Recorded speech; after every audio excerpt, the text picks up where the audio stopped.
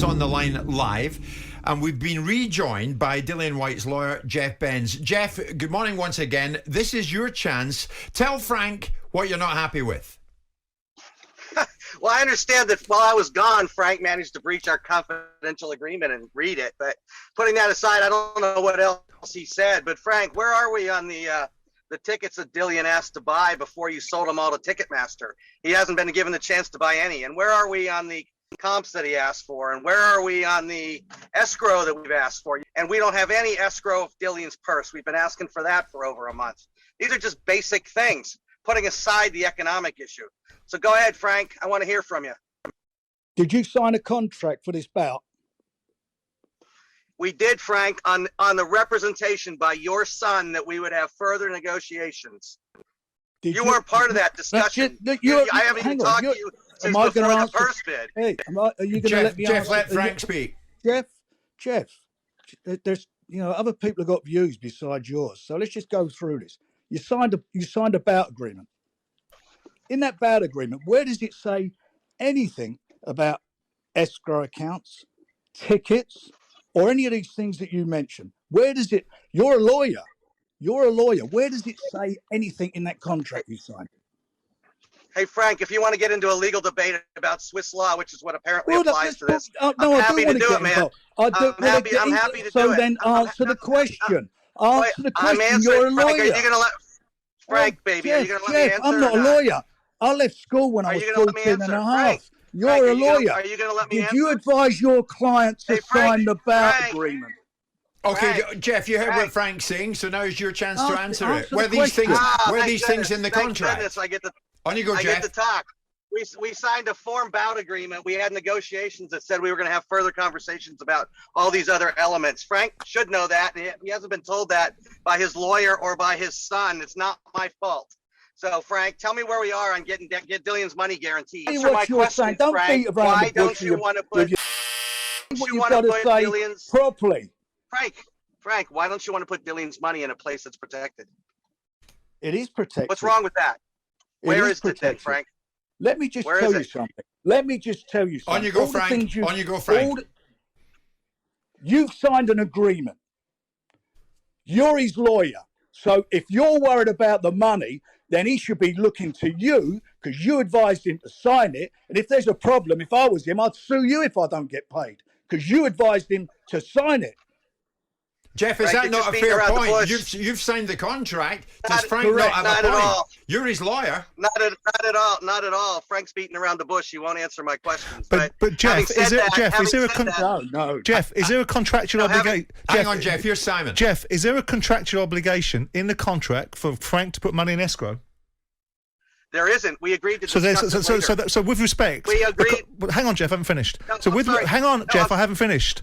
With respect, if it's not a contractual obligation to put it in escrow, why are you asking for something that's not a contractual obligation then? To ask Mr. Warren then why. But I'm asking you because you're the one that's negotiated the contract. Why was Dillian Whyte shamed by Mr. Warren for not going? That's not the question I asked you, Jeff. Jeff, I asked you. You're putting it on Frank's toes. Hang on, Jeff. You're putting it on Frank's toes about escrow. If it's not in the contract, why would you ask for something that you've had your client sign a contract on that doesn't reference that in the contract? Am I talking non-commercial words to you guys? Yeah, you are. You're talking non-commercial words. Speak legal. We had a discussion. I'm sorry. Listen, would you just give me a second? We had a discussion with the other side about all of this, and we had a deadline to sign a form bout agreement that Mr. Warren wants to read a bunch of other things into, including Dillian's obligations to promote the fight and do other things, which aren't in there either. And you now want to hold me to that standard? We had a discussion where we were going to have a further discussion. This is what goes on in the real world of business when you do commercial deals. It might not go on in Frank's little boxing world, but this is what real deal makers do. Frank, would you argue? Frank, would meet the deadline. Frank, would you argue that you've done everything by the book, Frank? Listen, if I haven't, sue me. This contract, I've abided by everything. It took them nearly 4 weeks to sign a contract. They signed it an hour before it was due to be signed. Clause 11 of that contract, it says the boxer shall reasonably promote the bout, the WB sanction of the bout, and the WBC heavyweight championship positively in their social media accounts. Dillian has not posted one thing about this fight. Not one. Why is that, Jeff? Is that not a contractual obligation, Jeff, Mr. Lawyer? Well, Mr. Warren, it is not contractually defined as to what that means. You tell me what's reasonable, buddy. I'll tell you what it means. It means he should be. I know what you think it means. I think you think it means he should be on it every day. He has no obligation. Well, he's not done one. And let's talk about how long it took to do this agreement. You guys represented to us a form agreement that turned out to not be the form agreement. You misrepresented to us what the form agreement was, and when we got to the bottom of it, we had to go back to what was actually the form agreement. Now, talk about why that takes time. Ask your guys. Tell me something. Why did you sign this agreement? There's no escrow in it. You're obliged to do things promotionally. Why did you sign it if you're not going to do these things? And you want more things that are not in the contract? Frank, you're a lawyer. Frank, I'm not a lawyer. You're Frank, the lawyer. You're the lawyer. What are you doing? Mr. Non-lawyer. You've obviously not protected. All the things you're asking for is because obviously, in your view, you've not protected your client's interest. You should have advised him to sign the contract. Not at all, Frank. Frank, show me where it is that we have to do any of the things that you've said, other than reasonably promoted. Can I ask you two boys, besides tittle tattle, is there any contractual breaches on either side? Because on one side there seems to be an obligation for Dillian to make appearances, which you're disputing, Dillian's lawyer, and on the other side of it, you're making observations about there should be an escrow account. Frank, but at the beginning of the conversation, I don't want to throw you under the bus, but you mentioned that money had been placed in escrow. It seems that it hasn't been. If there's no contractual obligation to do that, yes, you did. The offer was made. Well, okay, an offer was made to place an escrow. What I said to you, I said on the 26th of February, my son sent a text to Jeff at 17:08 saying that we'd provide a private plane to bring him over. Although we're not obliged to do it, it's not contractual. None of this is. Why are we arguing about escrows then, Frank? Why is there a reference to escrow? If you don't have to do it, it's not contractual obligation. Let me finish then, and I'll explain. Because they asked for the money to go into escrow, and we agreed to do that, subject to him showing up to the launch press conference. Is that right, Jeff? You want to partially read your son's text to me? I can read you the whole lot of them if you want. But is that right, Jeff? A whole bunch of emails too. Is that right, Jeff? No, it's not accurate. No, it's not. Not accurate.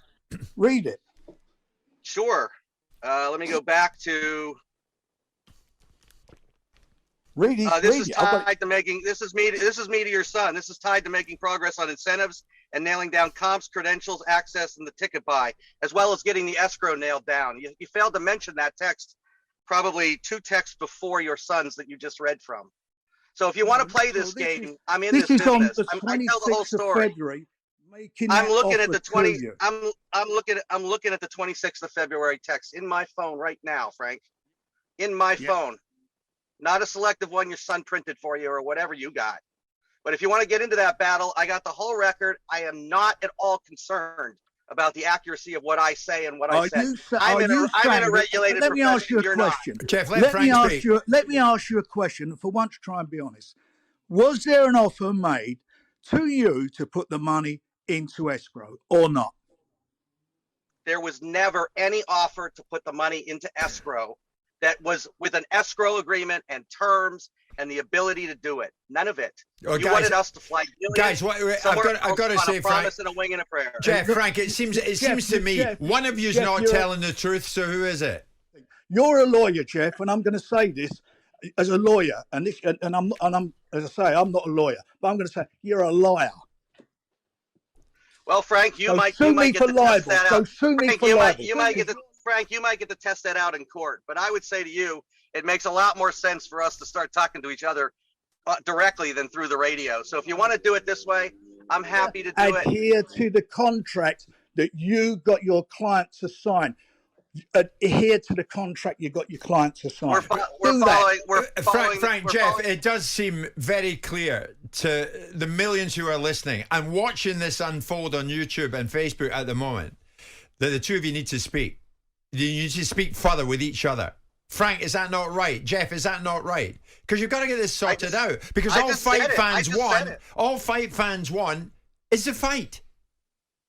Absolutely. I just said it. I agree with you. We've been trying to talk to them for months. But in fairness, in fairness to Frank, if you've signed a contract and you're trying to circumnavigate that contract by renegotiating things, then Frank does have a point to say, adhere to your contract. If you want some other things, fine, we'll discuss them. But adhere to the basic principles of your contract first. Well, we have. Thank you. Simon, explain to the listeners what escrow is. It means parked in an account held to order in favour of the fighter. An escrow account, by the way... Jeff, it's your job to set up an escrow account. If you want money paid into an escrow account, you give Frank the coordinates, not the other way round. I don't buy that, especially when it's not. Hang on, it's not a case of buying it. It's a fact. If you want money paid to an escrow account, you tell Frank where you want to pay it. Jeff, a simple question: have you acted from start to finish so far honourably? Absolutely. Frank, have you started on this from start to now honourably? Everything in that contract, since I've won the purse bid, or Queensbury won the purse bid, everything that we've had to do, we've done. Money was lodged, the deposit was lodged with the WBC, over $4 million. The venue, the date was given on time. The contracts from Tyson was signed. They eventually signed theirs, all on sign. Everything done. The press conference they never showed up at all at. That's their first acts of bad faith as far as this is concerned. Was it a breach of contract, Frank, then? Is that a breach of contract? Of course it is. That's what I'm saying. Yeah, and we will deal with it. We've already written to them and told them we reserve our position and we'll deal with that after the fight. So are you two going to deal with everything to allow this fight to go ahead, which is what fight fans want? Jeff, is everything going to get sorted out?